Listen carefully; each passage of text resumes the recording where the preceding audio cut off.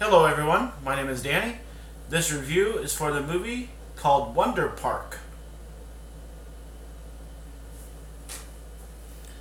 A young girl named June with a big imagination makes an incredible discovery. The amusement park of her dreams has come to life.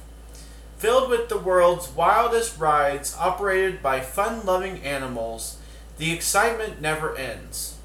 But when trouble hits, June and her misfit team of furry friends begins an unforgettable journey to save the park. Action-packed and brimming with laughs, Wonder Park is a ride the whole family will love. This is a 2019 film. It is rated PG, of course.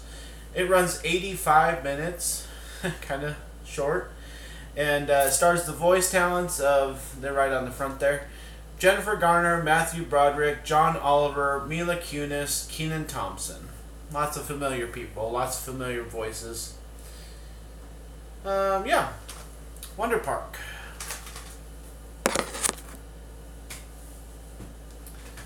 Well, this is an animated movie, so we get to compare it to other animated movies, right? The world that this is presenting as an imagination of a child, we haven't seen that before, doesn't make much sense. It doesn't follow any rules, doesn't follow any common sense. I just don't want to get into it, but it's presented as an idea in the beginning of the movie, and we have something happen, and then something else happens, and then June just happens to wander across Wonder Park, which is in the middle of this huge wooded area right next to her town. Like, nobody would ever see it or anything, and nobody else would be able to access it ever, it just kind of happens. You have to kind of go along with it, and there's lots of questions to be asked. None of them are going to be answered. You just got to kind of enjoy it. So, is it enjoyable? Yes. I did laugh a couple times. I did smile a lot. I did, enjoy the few lessons it has to learn. I don't know if they're real lessons or not. It obviously has the troublesome part of the movie that is really serious. It's really dark. It can get really, really serious. Talking about being sick and stuff. So that's a forewarning. Sorry, it's a little bit foreshadowing. But, I don't know who is going to have this as a favorite of theirs, because when you stick in a conversation about being sick, and you stick in a conversation about the darkness, as kind of the evil thing in your movie, kids are not going to get it at all. They're going to be so lost, they're going to be so bored, they're not going to understand what's going on. It's a little too heavy, and it's not enough light to, it's funny that the movie has to deal with that, the whole darkness and light, because it itself does not have enough light. It's trying to be like a grown-up version of itself. Like Mila Kunis, his little warthog thing. She tries to be responsible.